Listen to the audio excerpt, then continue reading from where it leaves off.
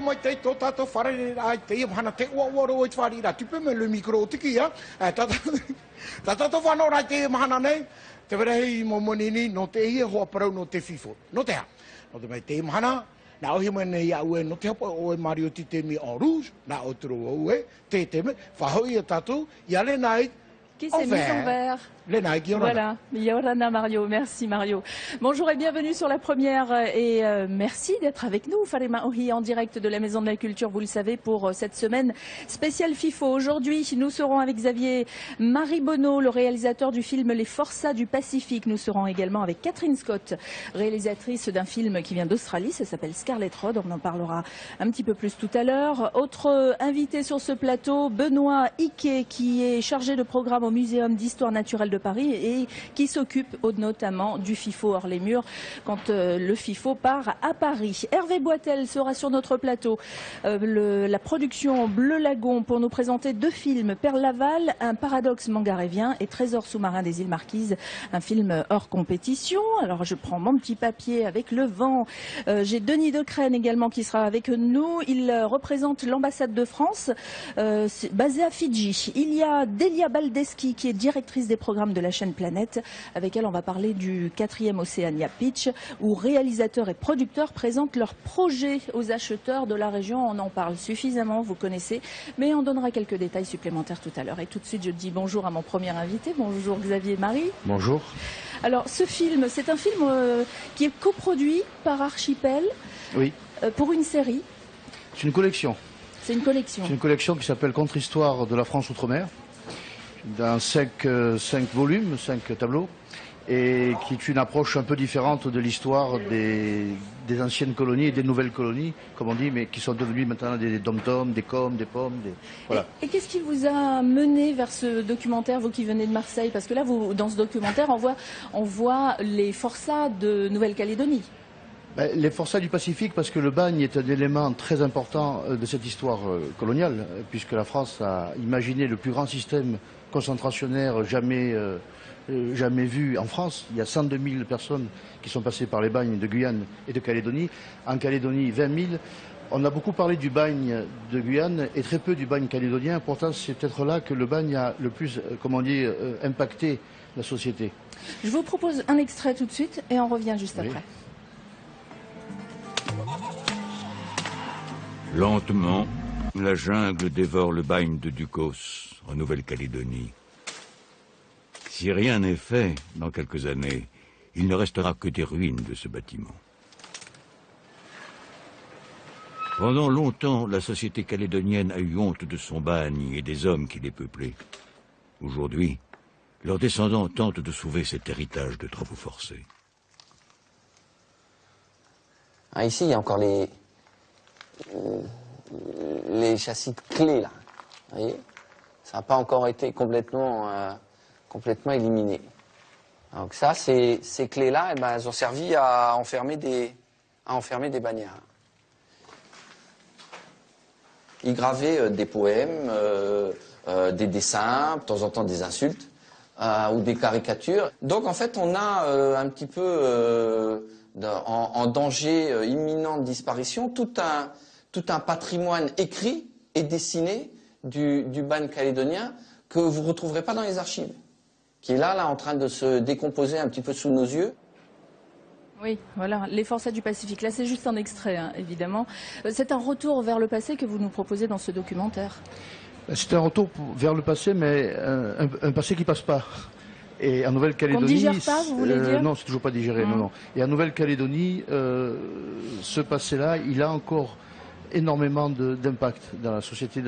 On parle beaucoup de mémoire, mais je crois qu'il faudrait tout simplement écrire l'histoire du bagne. Mais impact dans quel sens? Par exemple, dans les rapports que peuvent avoir tous les descendants de bagnards, parce que la différence avec la Guyane, c'est qu'en Calédonie, il y a des descendants de bagnards, ils ont fondé des familles, ils sont bien là, et donc pendant très longtemps, ils ont eu honte de ça, parce qu'on ne se mariait pas, un colon libre ne mariait pas sa fille avec un descendant de bagnard. Ce que vous voulez dire, c'est qu'aujourd'hui, il y a des noms comme ça qu'on préfère taire, Ah oui, il y a toujours des tabous. Mais ils se sont rendus compte que dans le destin commun qui est celui de la Nouvelle-Calédonie, dans le vivre ensemble, on ne pouvait pas taire certaines pages de l'histoire. On ne pouvait pas, c'est ce que disent certains témoins. En face, il y a les Kanaks qui ont une histoire, une identité, qui sont le premier peuple dans l'île. Et eux sont là, ils sont venus, bien malgré eux, ce sont les colons qui sont venus les chaînes aux pieds. Donc, Et vous, quel est le regard que vous portez sur ces colons, justement? Ces colons un petit peu... Ces colons pénaux, ils sont extrêmement touchants. Leur vie a été une tragédie, puisqu'ils étaient condamnés à une double peine, en fait. Ils étaient condamnés aux travaux forcés, mais ils auraient pu les exécuter en France, ou en métropole, ou en Algérie pour certains. Ils ont été en plus condamnés à disparaître du territoire national, condamnés à être déportés ou transportés sur une île. C'était absolument tragique. C'était peut-être finalement une chance aussi pour eux, c'était de démarrer une nouvelle vie. Alors, n'en déplaise à beaucoup de gens qui ont écrit beaucoup de choses sur le bagne était quand même moins dur que les prisons centrales françaises. À condition d'être intégré et de ne pas se rebeller contre la hiérarchie. Sinon, c'était terrible. Donc, effectivement, ils n'étaient pas enfermés dans des cellules. C'est pas vrai, ils travaillaient toute la journée. Certains, les détenus de première catégorie, pouvaient aller en ville, travailler comme écrivain public, etc. Donc, mais le problème, c'était la distance que les gens créaient automatiquement. À laquelle ils étaient condamnés, c'est-à-dire qu'ils savaient qu'ils ne reviendraient jamais chez eux. D'autant qu'il y avait des bagnards qui étaient là, qui n'avaient pas forcément fait de choses très très graves. À partir de la loi sur la relégation de 1885, il suffisait d'avoir 3 récidives pour des vols relativement mineurs pour être condamné aux travaux forcés. Parce qu'on imagine toujours les bagnards assassins, bon c'était pas le cas. Attention, c'est la plupart d'entre eux, la plupart des premiers arrivants, sur 22 000 forçats, il y en a une grosse partie qui sont des gens, comme on dit, peu recommandables. Mais à côté de ça, il y avait aussi d'autres personnes. Mais tout le monde a trouvé sa place et encore aujourd'hui, vous dites malgré tout que... Vous savez, la Calédonie, il suffit qu'il y ait une étincelle pour que tout brûle. Tout brûle parce qu'il y a tous ces non-dits, il y a toute cette souffrance. Et finalement, des gens comme Louis-José Barbançon, des gens comme Jean-Pierre Riffa et bien d'autres ont commencé à parler aux Kanaks, à leur dire, vous savez, on a un destin en commun, on a un passé en commun, et ce passé, c'est notre souffrance. Nous aussi, on n'a jamais demandé à être là. On ne s'est pas entendu parce que vous avez parfois été membre de la police kanak, vous avez été maton. Il faut savoir que les gardiens du bagne étaient souvent des Kanaks. Et donc, ça a créé des tensions entre les communautés, parce que cette histoire-là n'est pas vieille. Est-ce que quand on regarde ce documentaire, on comprend mieux les choses et en tout cas, il y a une note un peu plus positive, c'est ce que je veux dire, j'espère, au niveau de l'avenir, leur avenir. J'espère finir sur une note positive, oui. C'est ce que dit Yael Bouffenech à la fin. Il dit, moi, je suis calédonien, je suis plus français déjà, ça c'est sûr. Et j'espère, une fois ce passé reconnu, une fois ce passé digéré, qu'on ira de l'avant. Qu'est-ce que vous aimeriez que le public, en regardant ce film, ressente? J'aimerais qu'ils ressentent qu'on ne construit rien sur la violence. On ne construit rien sur des non-dits et on ne construit rien sur l'antagonisme. Bon, et pour terminer, alors sur la personne, vous êtes Marseillais. Qu'est-ce qui vous a emmené en Nouvelle-Calédonie? Quelles sont les circonstances qui vous ont fait... Il est clair que je me suis beaucoup intéressé au monde carcéral et que j'ai toujours pensé que c'était dans la manière qu'une société traitait ses marges, traitait ses prisonniers, qu'on pouvait mesurer son degré de démocratie. Malheureusement, avec le bagne, on était loin du compte. Vous avez fait d'autres documentaires sur le sujet? Pas sur le bagne, mais sur les prisons, oui. Sur les prisons. Et alors, si vous deviez faire un raccourci sur ce que vous avez découvert en réalisant le documentaire Ça a confirmé ce qu'on Robert Badinter appelait des fois une civilisation pénitentiaire. Une manière de traiter les gens extrêmement dure. Ça continue en France. Il y a toujours en France des prisonniers qui travaillent pour quasiment rien. Il y a toujours des gens qui sont détenus pendant de très très longues durées, des 40, 45 ans, dans des cellules de manière extrêmement dure. Je pense que le bagne a conditionné les esprits, c'est clair. Bon. Et la guillotine, évidemment. Oui. Parce qu'il y avait aussi la guillotine à cette époque-là. Et là, on voit tout ça dans ce documentaire. Oui. Les Forçats du Pacifique, c'est le titre de ce documentaire que vous pouvez voir, bien sûr, dans les salles de la Maison de la Culture à l'occasion de ce 10e FIFO. Xavier Marie, merci. Et nous, on va continuer avec Catherine Scott, qui devrait arriver. Ah, elle est là, merci. Catherine Scott, qui est réalisatrice, elle vient d'Australie. Et nous allons parler de Scarlett Road. Bonjour. Hello. Nice to meet you. Nice to meet you too. Scarlett Road, je vous propose de regarder un extrait et on en parle juste après. Ça vous va? C'est parti.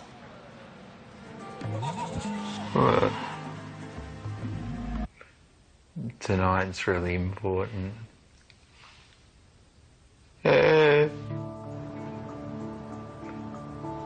Tonight's important because I haven't seen Rachel for a while, since last year.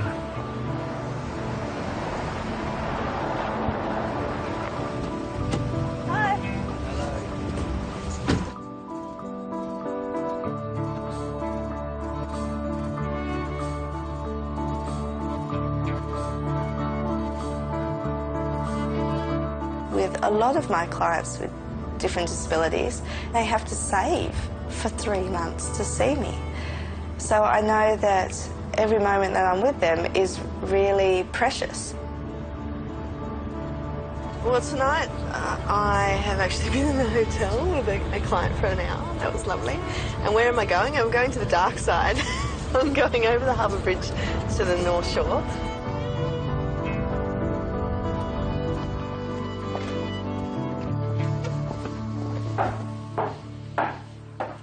Hey, John. Long time no see. How you going? More gorgeous than last time. Oh, thank you. You know how to get to me. All right, it won't. Make it as hard as you can. Yeah, oh, okay. We always share a laugh.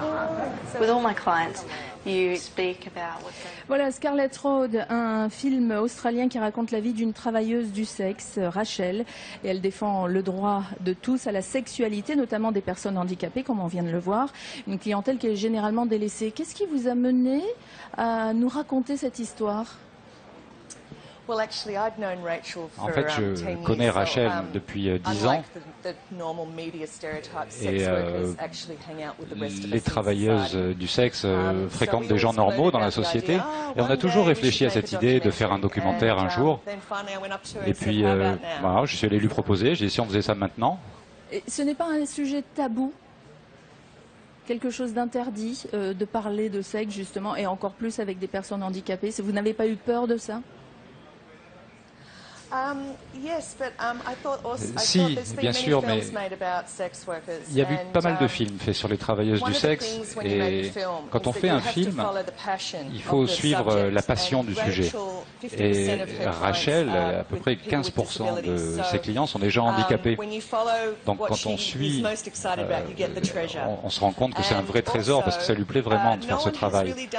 Et personne n'avait jamais fait un film du point de vue d'une travailleuse du sexe. C'est quelqu'un qui explore la sexualité pour des personnes handicapées et quelqu'un quand même comme elle qui les aide à explorer leur sexualité. Donc c'est un nouveau concept.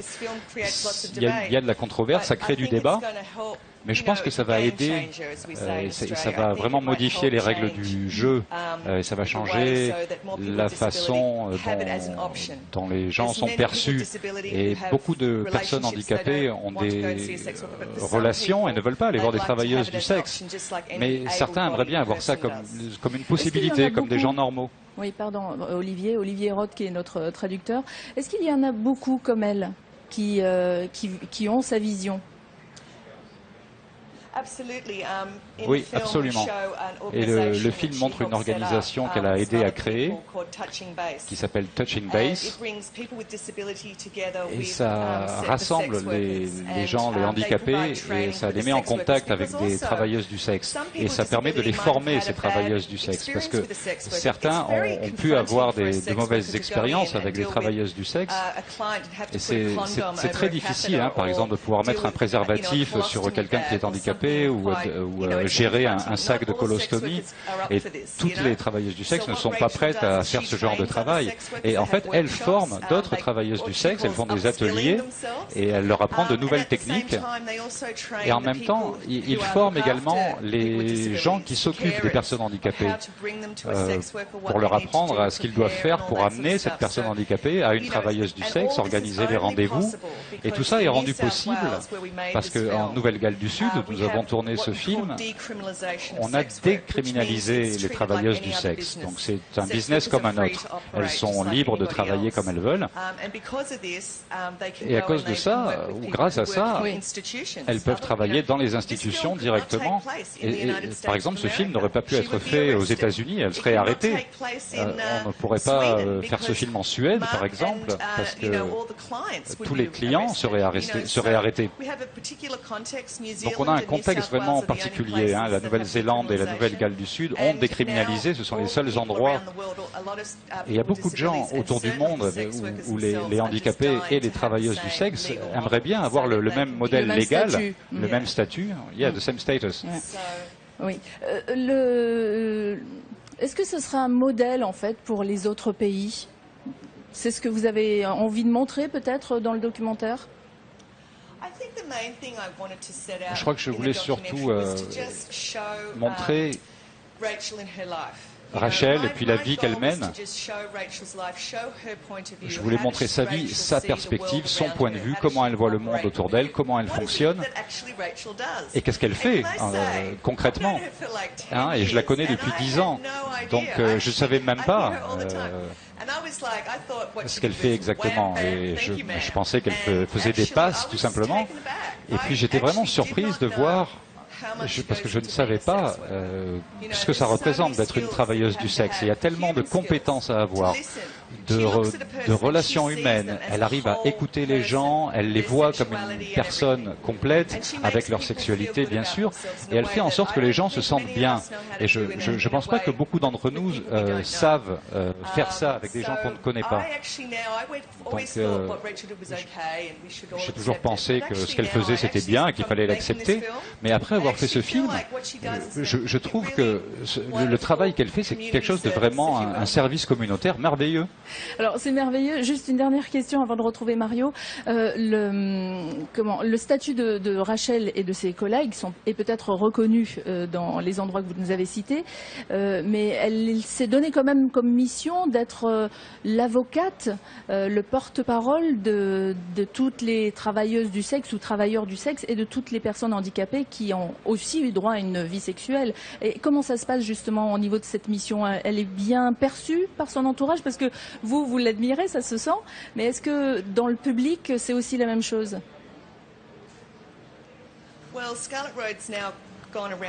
Le film a fait le tour du monde maintenant, est allé dans beaucoup de pays et elle a eu un succès extraordinaire. Tous les docteurs d'Australie font des conférences et l'invitent à parler, les conventions d'infirmières l'invitent à venir intervenir, les institutions médicales, quand ils font des conventions, l'invitent pour qu'elle parle de son expérience. Donc la communauté médicale a vraiment adopté Rachel. Et les travailleuses du sexe dans le monde entier, alors par exemple ma mère qui est une catholique a amené ses amis de la paroisse à voir le film et elles ont adoré ça. Donc je pense que ce film peut vraiment atteindre beaucoup de gens et nous donner une perspective sur ce qui est moralement juste ou pas. Il y a beaucoup de gens maintenant qui peuvent en parler et c'est comme ça qu'elle s'est retrouvée un peu porte-parole du mouvement, parce que beaucoup de travailleuses du sexe ont encore du mal à parler de ça, parce qu'il y a beaucoup de discrimination et elles ont peur d'être jugées, que leur famille les déshérite, et quand elles se promènent dans la rue, elles ont peur de la discrimination. Et Rachel maintenant est une figure publique et elle a fait en sorte que les gens puissent se libérer au niveau de la parole. Et ces gens, les travailleuses du sexe comme les handicapés, font partie de notre communauté. Eh ben, un bel hommage en tout cas dans ce film Scarlet Road à voir au Petit Théâtre. Cet après-midi à 16h30, la vie d'une travailleuse de sexe pas comme les autres. Rachel, merci. Et on va retrouver Mario qui doit être... Ah bah il est juste en face là-bas. Ouh Mario.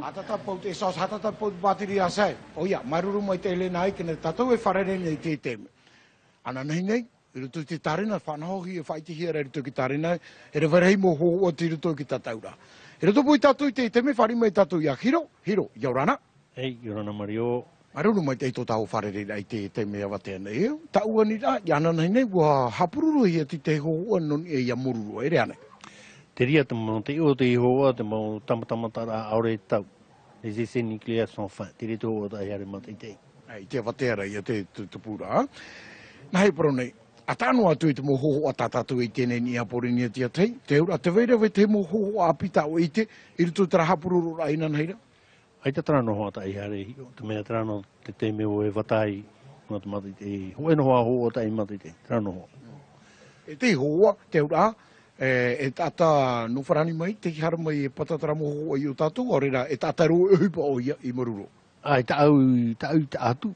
Ho e tataro upa hoa no Moruro nani tauri ti mo hoa hapatuhi mai e trai e haparari ti nanai nei ta ui matai tei a me e ho whiwhiro i matai tei nei. Me hei upa ti tatu ite e matai te o e tera hoa i rui ti te honu a mo tumo upa i tupu nei to tatu whenua e Moruro. Ere tupo i a mamana o i matai tei o me. Ko hi ora hiro, no te mai, ia parau na hia pai e woti te mo tamatamatara, te ura, e tamara ia i a Moruro, ere ane? Parau oro e te rea parau e tamai Moruro, tamai a hauma, to hei whiwhira, tau hi ora. Te pere hei a i te mo tau anō te mea, tei tera hoa e whai te mai tera hei a te mau auri, mau preo teito ti hea peri hu hia e poe no meira, mea i ana, hia wharu e. Wharu e ruti tō tātou moana. Aure e o te apo e huri ruti te apo, ai ti e tamara. Ai ti e tamara i te rira. Tumana i tamana e manon au e, te wene te rau i ti tau ti e awhata auri parahui e kote nā. Manon au e, te ria pāte rawa e huri ruto ti e mpara awhata auri nā. Haponu tui whorani.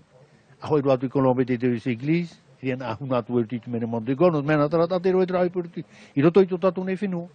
Tau ia mana, tera e proio o e mo tamai o Moruro, me te poe tamai Moruro e huna no ino i mei, ai ti e tamara. Te toto ana roa i tatou, te tau, e tupu e ho e, whiwhir hei tu tatou whenua au e tune, purehu Moruro, e mahu mai tera hei aro, atomi tarato i huna atu. Te ura, ruto i tera ho o tau e mate, te veira te mo ho o whai te meira? Te veira tera mo tau e ve meire i o. Noria o patato he mai te ho au tō tātou hoa, e piti te mei patara he mai, tōna ani a. E ia whao i he mai tēnā mutu i tō tātou rima, o Moruro e tēnu atu i a whanatauhua.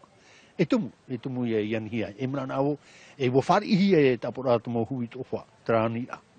E whao i mai tēnā mutu i piti, e di e tātou e ro ai e rawetu te te whanau, te whanau ana tātou, no te tua tapapa mai te ua haura ino e vaira, ie parau e te ino e vaira, e hata whaito, te rei o ino e vaira tui Moruro e te mana.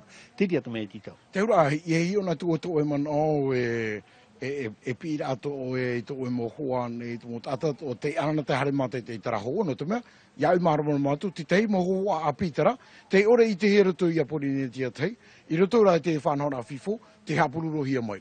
Au e mauti o i hare mate te ia, mo mon au e i te iwa te te mutu a, tiara au e mate te tera ho, a whakataho e hora te roa i mate te i oe, te pēhau oto te au me mauiwiro, no te mea wa puto aroa au te temut ate ti prauti parau no tō ratu ati tōri ki te anei, ho e rātauru rea o te riki bonotea te o tātoru e nori ki tea, te paraurapa i ona, o paraupa e te tenera rato i gori, hatupuhi ai te imutamanta atumi tu tātou whenua, no imira e te rau ea, ia wainoa te ao nei rato i te hau, noria me tano whanani hamani tāna, te whahopera te toru e tāna parau, te naoro ona te parau te koe tā parau no te hau, e matoi, ai te matoi parhei nei rato i te hau. Maruru mai te hiro, tara, te hapatora atara. Noria, te mo tātapa hina arahare mā te mo hoa, ia, tara anoa e tara hare here hiro, no te meu ite ue tātapa mā te ho ana te mo hoa. Noria, mi te peu e te wharo meire o toi te me, tapapa mai, hare ro hora ahuru mahu e te po, te verei mo hoa tau toi nene whano. Whahoi o e poprau rai ale nai. Oui, merci Mario. Et comme hier, on va vous proposer des extraits tout au long de cette émission, des extraits de films qui sont en compétition. On va voir tout de suite Tongan Ark, c'est un film australien.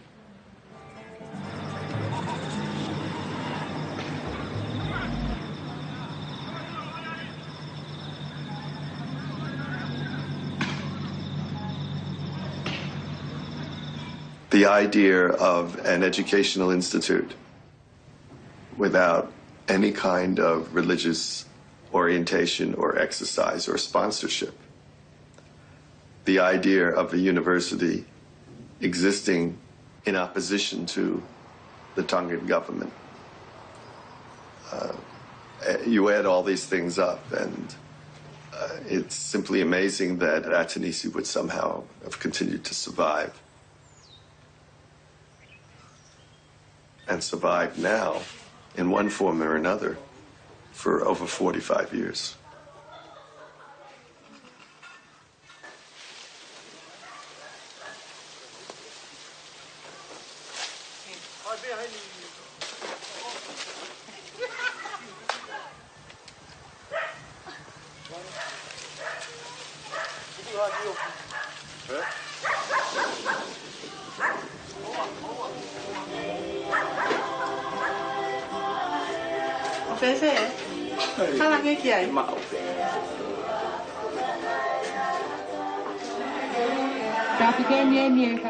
Associate pegawai ako diploma tahu ako anas to umbo a lotuma liki me fanganonu mo tongal.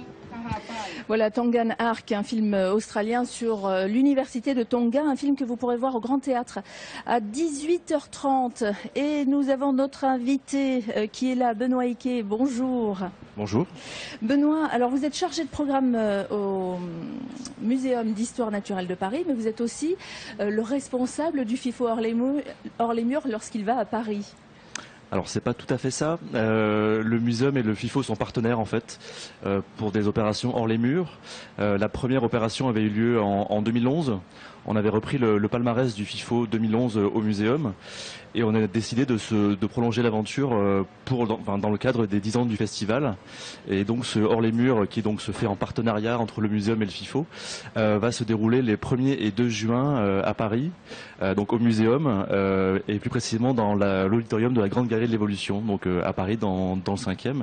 Et c'est une opération qui nous permet de prolonger une relation assez amicale, artistique aussi, cinématographique entre le FIFO et le muséum, dont je suis très content. Mais je suis très content d'être ici et de découvrir le FIFO enfin sur place. Depuis le temps que vous en entendez parler, vous voulez dire? Ça fait quelques années qu'effectivement je suis dans le désir et je suis enfin ici pour le vivre. Et maintenant que vous êtes là, vous le vivez, vous l'imaginez comme ça?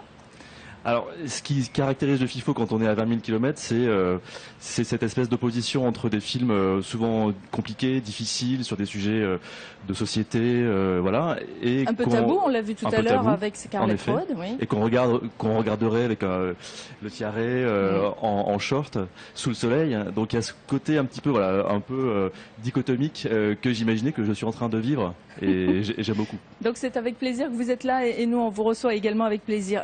Chargé de programme, ça veut dire quoi? Ça veut dire que c'est vous qui organisez par exemple une exposition ou une manifestation au Muséum d'Histoire Naturelle? Alors non, ça c'est un service bien spécifique au sein du muséum qui organise les grandes expositions sur... Alors là, oui, là on parle de votre métier, hein, voilà, on c'est parle sur pas les dinosaures du et sur les araignées, etc. Donc ça c'est pas mon travail. Mon travail consiste à organiser au sein du service de l'action culturelle du muséum, qui est un établissement scientifique et de diffusion et de recherche, de mettre en place dans ce cadre-là, assez précis, des cycles de projection thématisés pour le grand public.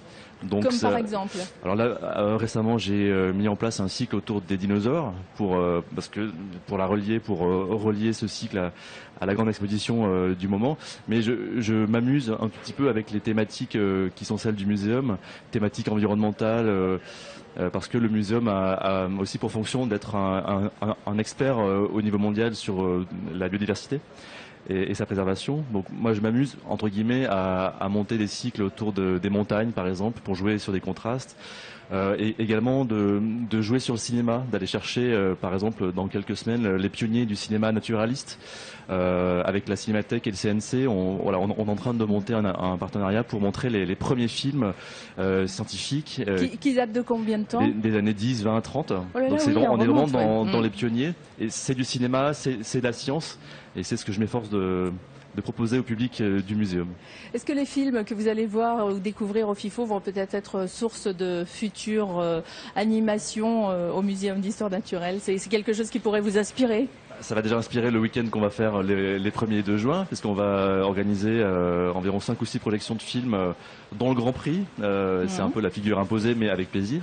Et donc ça veut dire que vous allez choisir, évidemment. C'est ce que je suis en train de faire. Voilà, vous choisissez, vous allez voir. Vous en avez vu combien là depuis que... Alors là, j'ai pas fait le compte, j'en ai à peu près vu une trentaine. Ah oui, déjà. Et comme je pars demain soir, je tasse un peu les... Et alors, il vous faut en garder 6, c'est ça? Ouais, donc c'est à la fois compliqué et très simple. C'est-à-dire que ça permet de voyager comme ça dans la programmation, d'avoir un point de vue un peu général assez rapidement, et de pouvoir... et l'intérêt d'être ici, c'est de prendre le pouls aussi de la programmation, de comprendre ce qui a motivé des choix de films, donc de dialoguer avec les artistes, les réalisateurs, parfois les producteurs, et de programmer peut-être plus finement ce week-end que si j'étais chez moi ou au muséum devant mon écran d'ordinateur. Donc c'est assez précieux. Est-ce qu'il y en, si vous deviez en citer un, ce serait lequel? Alors c'est la question très difficile parce que j'ai pas encore tout vu et je ne suis pas membre du jury. Mais si vous me mettez un fusil sur la tempe, je suis prêt à répondre. Il y a un film que j'ai beaucoup apprécié. Mais ce n'est que mon sentiment. Il faudrait qu'on en reparle dans 2 jours. Les Cannibales du Pacifique, c'est un film que j'ai trouvé formidable sur tout ce que ça raconte sur la mémoire des cultures polynésiennes, océaniennes et la manière dont on les réactive à des fins professionnelles. Et ça, c'est des sujets qui m'intéressent. Je pense que ce film va se retrouver à Paris. Voilà, j'allais le dire. On verra si ce film se retrouvera à Paris en juin. Merci Benoît. Merci à vous. Bon festival. Et nous, on va repartir avec les informations en langue française pour débuter.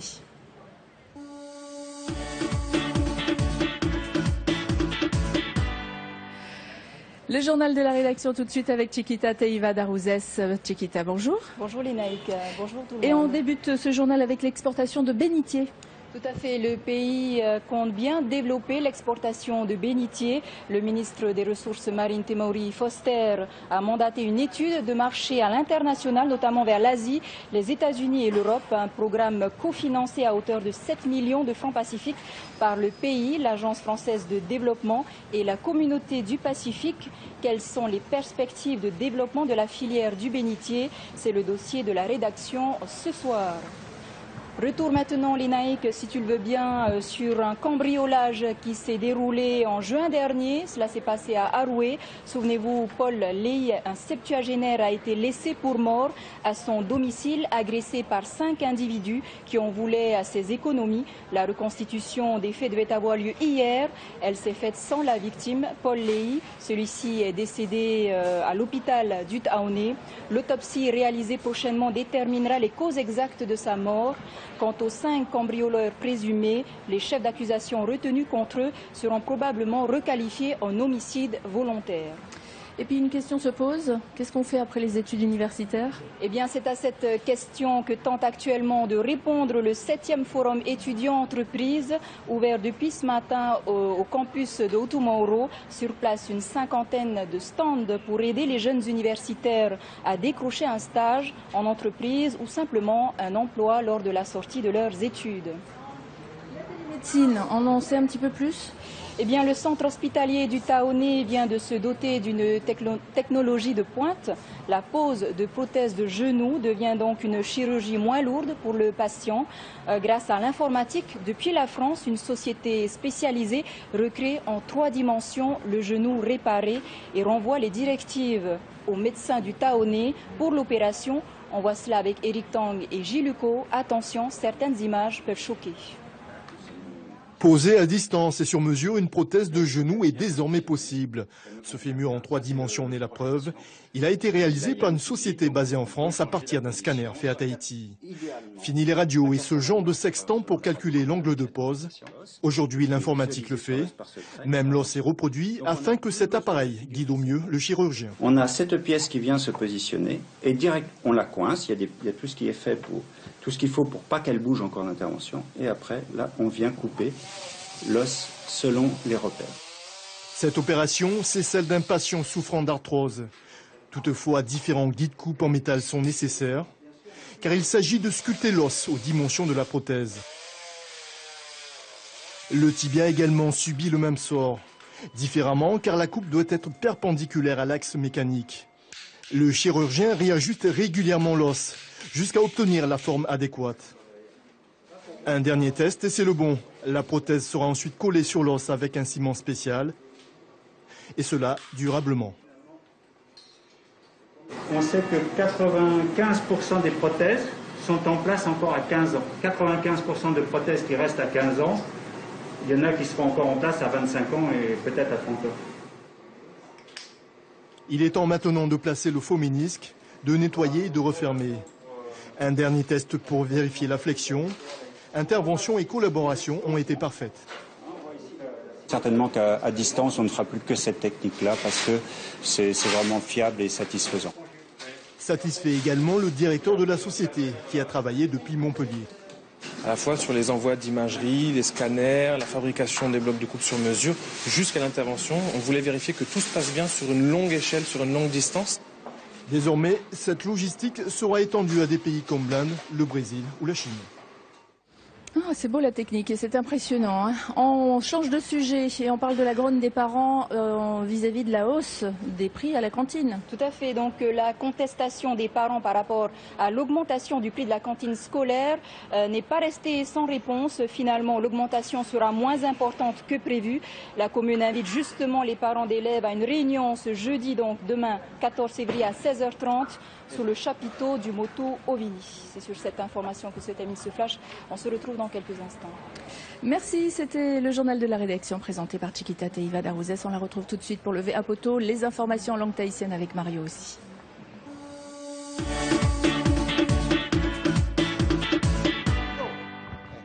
Aita, maruru mai te to tato wharere ai te me tato e apoto na moro se kita Yorana. Yorana Mario. Harta uni tra tu mu pro no tu mu pahu faro na tato te tu mu pro te hamatara we te mu tata e na hafan na u na te mana e pro tra te oponeia te hau whenua e whahutu e tapi o atu ai tato nei mau pahua i te ara wani e te whatre hau e tia au nei te prau no te moana o Te Mauri Foster i tō e teiete e titorotoro nahia e amhautai te imir a fof a iota tō nei i hea e whaati ai tō e au a aerer a i te nei maa inha te nanane te hau whenua i te mau whenua atia, whenua marite e te matete no Europa hau te hito mirioni te amau ar a muhia te whenua te hau nui e te amu teir a no patitifa tatarahia tuia tēne tumu parau i te ipo i rito i tā utou vea Mario.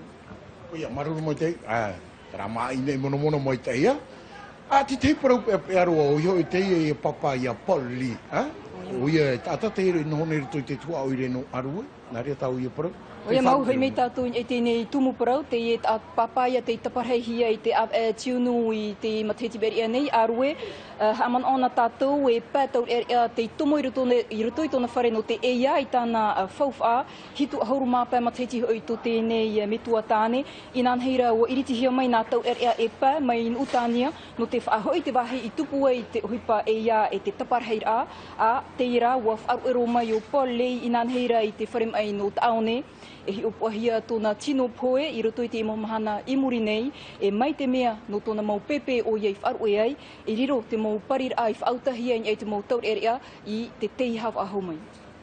Tinei toa parau tātou, he tauturu ai tātou para piahi o rā, nāria tātou i parau, i o tīna pai tā rātou tau hapi rai sikita, nā whea. Promo, te wine i te ui api e hara, tā rātou hipa, tara te ui aia e pahono hiara e te wharereira a nen he pro i roto pu te mau piahi e te mau taiete, te tupu nei te e whanhor ai te whare hapi a te no utu maoro, te hitur a te e o te matheiti, nā hea e papai te te ianir a o hipa, nā hea e ani atu o te te tau hapi pira i roto i te mau taiete, tara te mau a marmarmar ai e whanohia nei e te mau piahi i tēnei, te taat or au tēnei hana. Wanu te tau mua, nā o tātou ia parau e ia tāna e tara mo te meri e pāringa e te matheiti, te tino atu o hamata te turi. Nā rea tātou i māuiui e hatu. Te whaira te mora e api no te e tau, sekita. O e mau, te matauhia nei rā, te e mau tapu e te tātou nei nun ātrai te mhana, o i te hi e te rap e api, no te whaohi e te tapur a e te whaoi rā, e aha taua whanhor ārā, tā te o pularia rā o jiluko e tatara mai no tātou, āra mai te e, ia hi o mai oto te moho a, e mea hurur ia, mai te mea te tam atu ara oto a hap o mai te i. On a cette pièce qui vient se positionner et direct, on la coince. Il y a tout ce qui est fait tout ce qu'il faut pour pas qu'elle bouge encore d'intervention. Et après, là, on vient couper. Te ie te turi awai ha aware api. Nānei whauhi e te tapur au te iwi, I te taime te turi awai haaware hope e te uhi ai. Nā te matini rorowira e whauhi e te ohipa, e whaatai te tautei te hoho askanero te atama I whrani, e nā ratou e hamani mei te turi awai haaware. Tu atian a te mana au te tautei te whenua nei ini ei te hoho a api, tau mhana no e muriho, watai mei te turi awai haaware api. Moi hapapuro te ie no mātou inha, hamani hia iau I te hoho o te scanner. Nen hea toe whanhoa tea te tapur a, e te wahif ahihia, e nen hea toe I te papu I te whaitor hei o te turi awai haaware, e tuhi atu. I mua e nei e rero atu mi te reira.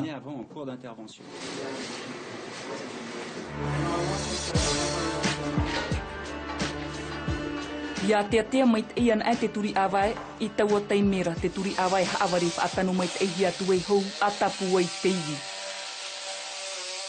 E tapu hia nā muaro te iwi ni a ei te turi awai, hare mai ei te iwi, I raro mai te turi awai. Ia hine mai te ian ai na wiwi e piti, ai tai ei a ohipof ahu I te turi awai haawari, e rawe hia mai ei te turi awai haawari tumu, para hia tuei te tima, ia ore, ia hauti whaahu.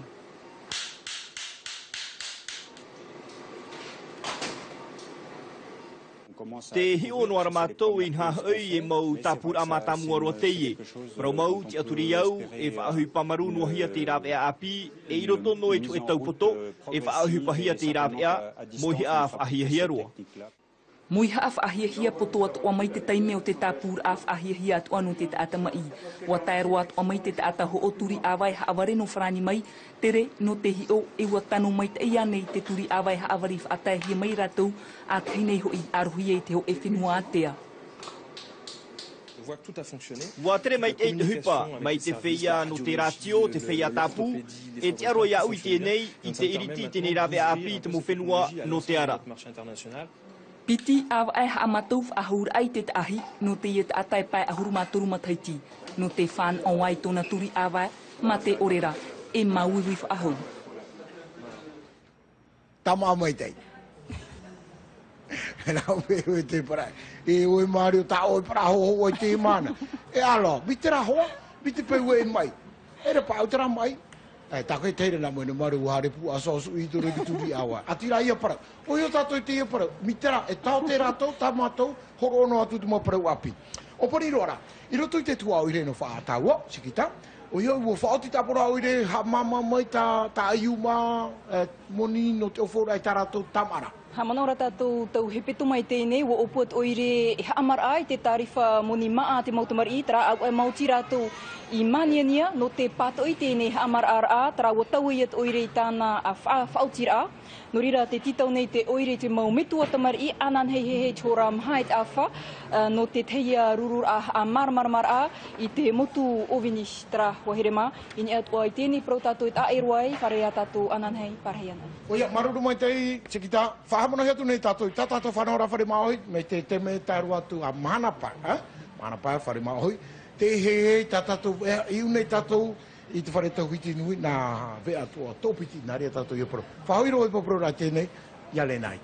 Oui, merci Mario. Alors tout à l'heure, je vous l'avais pas dit, on avait reçu Xavier Maribonneau pour le film Les Forçats du Pacifique. Sachez que ce film sera diffusé au Grand Théâtre ce soir à 19h45. Et concernant le film Scarlet Road, un film que l'on a vu tout à l'heure avec Catherine Scott, la réalisatrice, eh bien celui-ci sera diffusé au Petit Théâtre à 16h30. Voilà pour le programme. Nous avons notre prochain invité sur ce plateau, Hervé Boitel. Bonjour. Bonjour Lénaïque. Deux films. On va parler de deux films en compétition. Hors compétition. Hors compétition, pardon. Perle Laval, qui est le plaidoyer d'un personnage historique au Gambier. Tout à fait, oui. Et puis, il y avait Trésor sous-marin des îles Marquises. Alors là, on est plutôt dans la nature, dans le bio, dans l'écosystème. Oui, alors le Trésor sous-marin des îles Marquises, c'est le suivi d'une mission scientifique qui a duré pendant 4 mois, de novembre 2011 à fin février 2012 et qui a regroupé un grand nombre d'équipes de scientifiques, tous les grands organismes scientifiques français, plus certains étrangers. On va y revenir dans un instant. Tout d'abord, je vous propose un extrait de Perle Laval et puis on revient juste après. En 1833, la Congrégation pour la propagation de la foi élargit le champ missionnaire de la Congrégation des Sacrés-Cœurs en Océanie. C'est dans cette nouvelle donne missionnaire que le jeune Honoré Laval reçoit sa nouvelle obédience en novembre 1833. Il quitte la capitale avec ses compagnons de voyage, les frères François d'Assise Carré, Chrysostome Liozou et le frère Columban Murphy. Le 7 août 1834, ils arrivent à Akamaru, aux îles Gambier.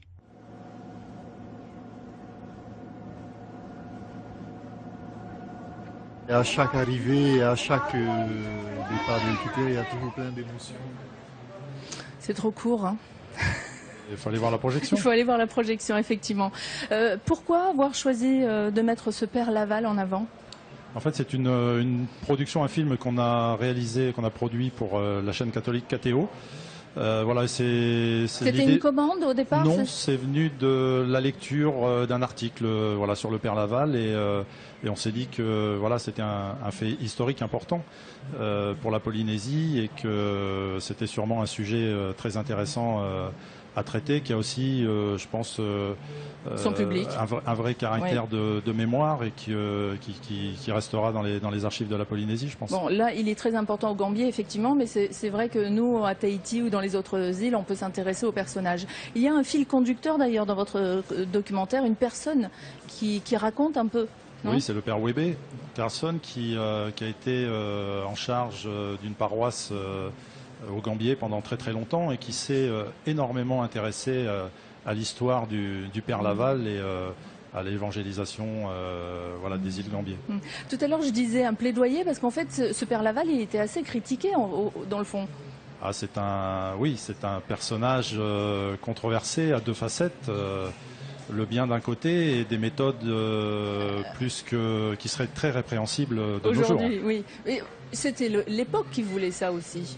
Oui, je pense. Parce que quand on parle de critiques, est-ce que c'est des critiques venant de personnes aujourd'hui sur sa façon de faire ou il était déjà critiqué à l'époque?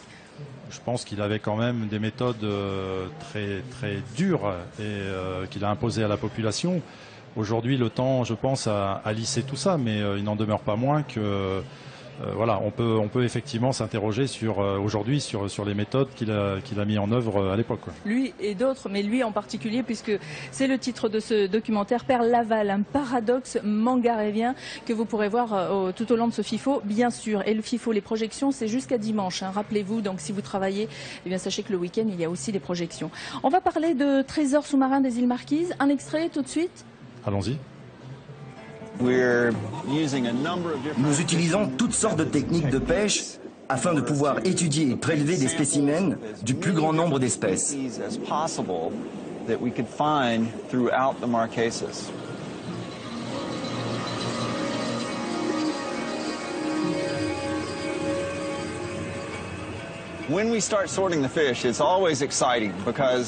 nous voyons un nouveau poisson, c'est très excitant. Car c'est le moment où nous découvrons ce qui vit réellement dans l'eau des Marquises. Nous rapportons le spécimen au bateau, et là, l'excitation augmente encore, car c'est souvent la première fois que ce poisson est observé.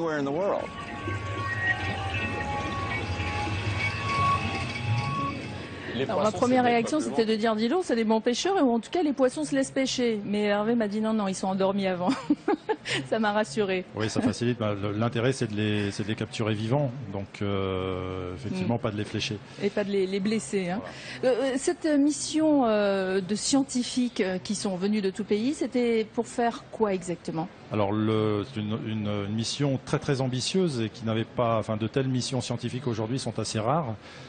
D'une part parce qu'elle mobilise énormément d'équipes scientifiques internationales, d'autre part les budgets nécessaires, et puis l'objet est très ambitieux puisqu'il s'agissait de faire un inventaire de toute la faune et flore marine dans l'archipel des Marquises. Et d'ailleurs, il y a un certain nombre d'espèces nouvelles qui ont été découvertes, que l'on n'avait jamais vues. Voilà, alors, hormis l'aspect scientifique et l'intérêt scientifique, tous ces éléments vont aussi servir à abonder le le dossier de classement des îles Marquises au patrimoine mondial de l'UNESCO. Ah d'accord, donc oui, c'est bien pour les Marquises. Oui, je pense. Ils l'avaient prévu, cette mission scientifique, c'est eux qui l'avaient demandé, ou ce sont les scientifiques eux-mêmes qui sont venus? Je pense que c'est venu suite à des échanges. Voilà, je pense que les intérêts étaient multiples et donc les choses ont fini par se mettre en place. Donc découvrir de nouvelles espèces, évidemment pour les scientifiques c'est quelque chose de fabuleux, mais ça veut dire que peut-être ils pourraient rester encore longtemps et ils pourraient trouver encore autre chose. Oui, on peut l'imaginer parce que je pense que personne ne peut dire aujourd'hui que l'inventaire qui a été fait à 100%. Malheureusement, voilà, quand on plonge, quand on fait des prélèvements, il y a des choses qui arrivent. On est tributaire de ce qui vient ou pas. Voilà, donc on voit quelques-unes de ces nouvelles espèces dans le documentaire. On les découvre en même temps que les scientifiques. À l'époque où nous avons tourné, on ne savait pas. On a des réactions et on l'entend dans le commentaire, mais il y a d'autres espèces effectivement nouvelles qui ont été définies comme telles après la mission, puisqu'il y a eu un gros travail de la part des scientifiques ensuite. Et des conditions par contre de tournage difficiles, parce que le bateau était très exigu, parce que la priorité n'était pas la production d'un documentaire, mais bien la mission scientifique. 2 places uniquement pour l'équipe de tournage, le réalisateur Nicolas Jouvin et Yann Hubert, le chef opérateur sous-marin, puisque l'image sous-marine a une grande importance, et donc des conditions pas faciles. Pas facile pour un beau documentaire que vous pourrez découvrir. C'est un film hors compétition comme Père Laval, on vous l'a dit. Donc Père Laval, un paradoxe mangarévien ou Trésor sous-marin des îles Marquises. Voilà les 2 films que nous à présent. Oui. Juste une petite précision. Donc le paradoxe mangarévien pour la chaîne KTO en coproduction avec Grand Angle Productions. Et le Trésor des îles Marquises en coproduction avec les films en vrac. Une réalisation de Nicolas Jouvin et en coproduction également avec les chaînes premières. Voilà, comme ça on aura cité tout le monde et tout le monde est content. Merci Hervé. On va retrouver nous tout de suite Mario.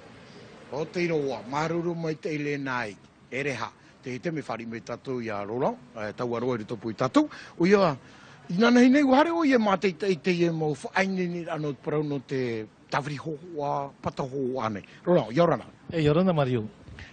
Ana nei nei wahare atu o ruto te hapipi ra whaini ni ra e hatu mea ta o tape mai ruto me hua roa ia upo hi o tu ana nei me hua roa mai po i te mera tatu i te nei tawa tani uni ia hoia o te nei mo ho a tatato e tawiri mai muri mai rohia pa i e kamera GoPro e te veira pataho ai ruto te veira to atu mea na tawiri ho e te vei ora taruharu na he haru te reo te ura rono te anana tēnu o te ramu o hipa? Anana te rono te mea namua e hapina o tamari harina o nhi te ratua no me multimedia rawe oe no pata no hoe no tawiri no hoe hipa no te haruharu te reo tēnei hoe noa tiruto pouru o ruto te mohia api mohia api o tia tu ruto hoe rorowira nana pa ie ne hepe tā pupu e hana atua tata ia nei rira tua tima i ta o mea hin arora whaite mua nei piri te ura rola uhamata o e ana nei re te mahana harero tōpea mena harero tōpea ana nei e whaotie no te mea i tēnei au e urapa i e yaraweno o e tra mea o hipa ia maunoa Pauro teime te ura me tita hui o e miho e tumu parau whaohipa whaohipa ia pai o e hareno e hapi o tina ati ia whaohipa roa te ria teime mea au e ruto i ta naiparo nei ruto i te hi o te papa e o e iarato hapu o te hapi ira tatato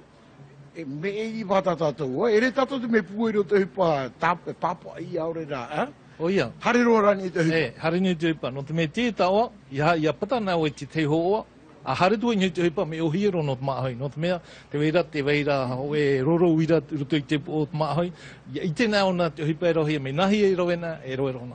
Me o hiero. Uitua no te pātua mutu o e ruto i te tau, no te me ere no te imo te iti o te haramai, ena. Me te amo taramai tātou te whiwhotu i te nuara ia o e nai nei. Me oro me tua hapi ua te hapu o pupu, na hoi ia mea na te hipa pārau, e me o hiero na rato i tēne mo roro wira i arowena whaitina wai pua rapi hei, te tato pua rapi hei me o hiero. Mauro, mea i te po, e arowena me o hiero. Kai. Maruru mo te rolo ai tu e pupuro ia o trara e rape toturu ra tra tatu te api faro moira harmoi pa e wi faro e tapo poti te mutu pro Ah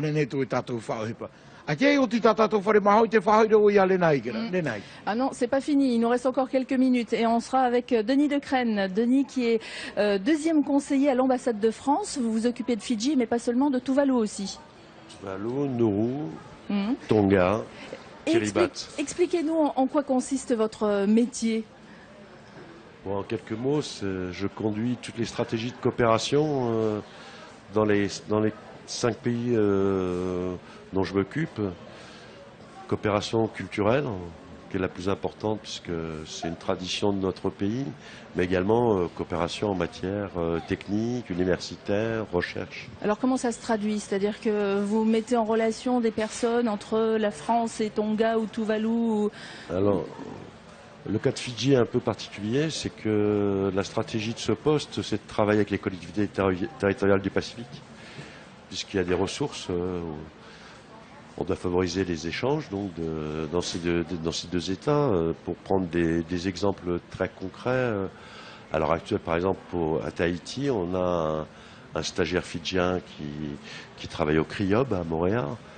On a un partenariat plus particulièrement avec le Centre des métiers des arts.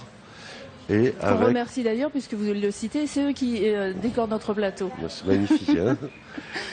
Et également, on démarre une coopération avec le lycée hôtelier de Polynésie. Donc on va avoir des échanges. Il y a une université touristique qui est très importante à Fidji, puisqu'il y a 1200 étudiants.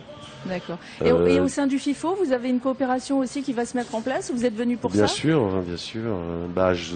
Déjà avec FIFO Rochefort, et on va avoir du 15 au 20 avril le premier festival du film océanien et international à Suva. Ah d'accord. Donc vous venez prendre un petit peu la mesure, ou en tout cas voir comment ça se passe pour pouvoir bien l'organiser là-bas aussi. Le FIFO sera un partenaire, le Festival de Rochefort est un partenaire, le Festival de Calédonie aussi sont des partenaires avec lesquels on travaille. La programmation s'est fait, beaucoup de films qui vont être présentés, alors sont sous-titrés, hein, bien sûr, en anglais. C'est un gros travail, quoi. Hein. Qui est un énorme travail, et malheureusement qui coûte encore cher. Mais bon, on a une trentaine de films qui vont être présentés pour la première fois. Mais en tout cas, merci, parce que justement, je me demandais comment ça se fait qu'on a l'ambassade de France qui est sur le FIFO. J'étais un peu curieuse. Bon, vous avez répondu. Merci, Denis.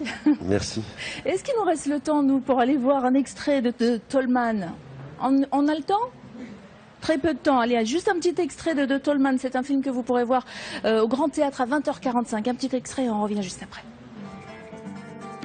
And that was why the emphasis next morning in the first reenactment was, oh no, he didn't hit his head when we were in control of him. No way, he didn't hit his head there. His head was there, and I recall that I was making sure it didn't hit there or there. Because when the pathologists have come out and said, well, hang on, he didn't die from that. He died from this amazing force, massive force to the abdomen, which had to be caused during the course of the fall. Voilà, et vous pourrez avoir tout le programme en allant sur le site www.fifo-tahiti.com ou bien sur la page Facebook pour avoir le programme, à quelle heure passe tel film, etc. Delia Baldeschi, c'est comme ça qu'on se dit? Oui, Baldeschi, c'est notre dernière invitée sur ce plateau et vous êtes la directrice des programmes de la chaîne Planète Plus. Exact. Ouais. Ça veut dire que vous êtes venue faire votre marché? Oui et non. Je suis venue faire mon marché dans le sens où on espère toujours trouver le documentaire qu'on a envie de soutenir. Et potentiellement il y en a dans les pitchs que j'entends aujourd'hui, mais je suis venue en tant que coach pour justement pour aider justement les réalisateurs. Alors quand on est coach comme ça, on aide comment un réalisateur qui vient présenter son projet? On lui donne des clés, on lui donne quoi? On lui donne le maximum de conseils, puisqu'on entend beaucoup de producteurs, de réalisateurs qui nous pitchent leurs projets d'une manière générale. Et bien souvent, en fait, ils sont tellement dans leur projet qu'ils ne se posent pas suffisamment la question de savoir ce qu'un diffuseur attend. Et nous, on a besoin d'un projet qui est clair, qui est précis sur le papier et qu'on peut imaginer pendant qu'on nous le raconte. Voilà. Il faut vraiment que quand ils vous le racontent, vous voyez ça comme un film entre ce qu'ils ont voulu dire au début et la fin, c'est ça? Oui et non, il faut surtout qu'il y ait une histoire. Il faut, la bonne idée suffit pas. Il y a des bonnes idées, mais il faut qu'elles soient développées. Il faut qu'on ait des personnages attachants, puisque dans le documentaire, c'est souvent ce qui fait la richesse du documentaire, c'est justement les personnages sur lesquels on va s'appuyer pour raconter l'histoire. Donc ce 4e Océania Pitch, où réalisateurs et producteurs présentent leurs projets aux acheteurs de la région, donc c'est ce que vous expliquiez, c'est au FIFO depuis 4 ans, hein, et donc il faut y aller, les jeunes. Hein, les jeunes et les moins jeunes, ceux qui n'ont jamais fait ou en tout cas qui n'auront jamais osé. Merci, restez avec nous. On va juste quitter avec quelques dédicaces ou 1 ou 2 dédicaces de Mario. Oia, te te mo mahana whanau ana tatou, te mahana nei nā nūpure, Andre i papete. Pa aur maono mo te iti, o oito e mahana whanau ra te te atua, nā metua nūpure te tia. Hitu ahuru mātoru orara, o oito e mahana whanau ra te mahana. Oia, ia te kura hopu, I Brigitte, I manihi atua, toru ahuru mo te hiti to oe, o atua tu e mahana whanaura nā ratu tēnei a te whiti huene. Oi atua ia wahine marka I apataki, pa ahuru mo te hiti to oe te mahana ia o tu e mahana whanaura. Te te amaruru rai a viri, tano atu prapia hino te ie puta tatou, e vai nei I mama o, sautere de me te data I awhai mai te imo prafane. Oui, merci. Vous retrouverez tout le programme de nos invités sur la page Facebook et puis autrement le programme du FIFO sur www.fifo-tahiti.com. Gros bisous, on se retrouve demain à 11h. Nana.